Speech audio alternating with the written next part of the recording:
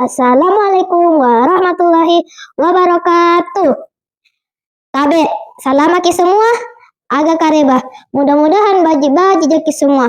Perkenalkan, nama saya Rania Naura Ramadan dari UPT SPF SD Impres Paganangan 1. Izinkan saya membawakan sebuah cerita yang terdapat dalam buku cerita Rakyat Makassar. Karya Bapak Samsudin Simau, diterbitkan oleh Dinas Pendidikan Kota Makassar bekerjasama dengan CV Pelangi Makassar pada bulan Juni 2006.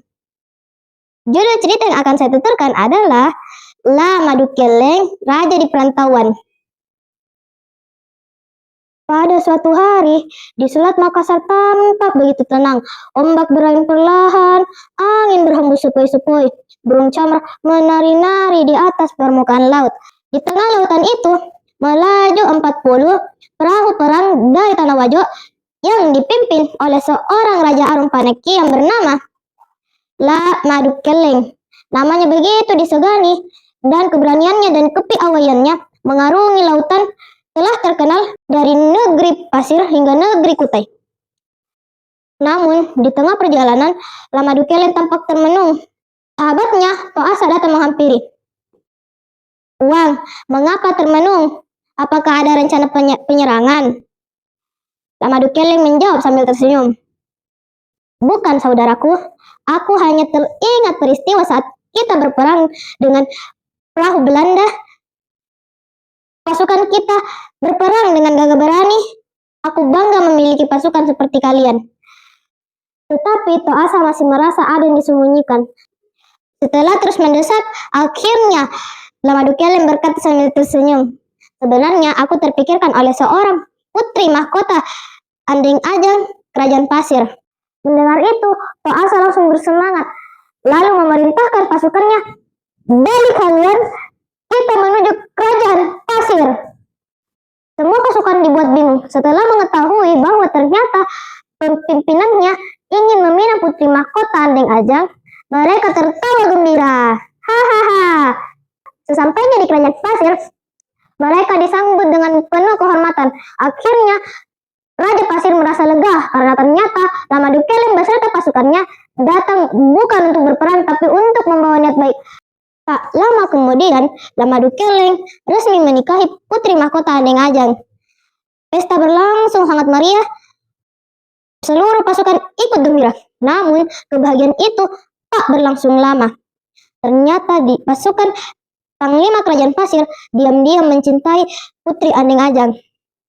Karena cintanya ditolak, ia memilih bersekutu dengan kerajaan Belanda.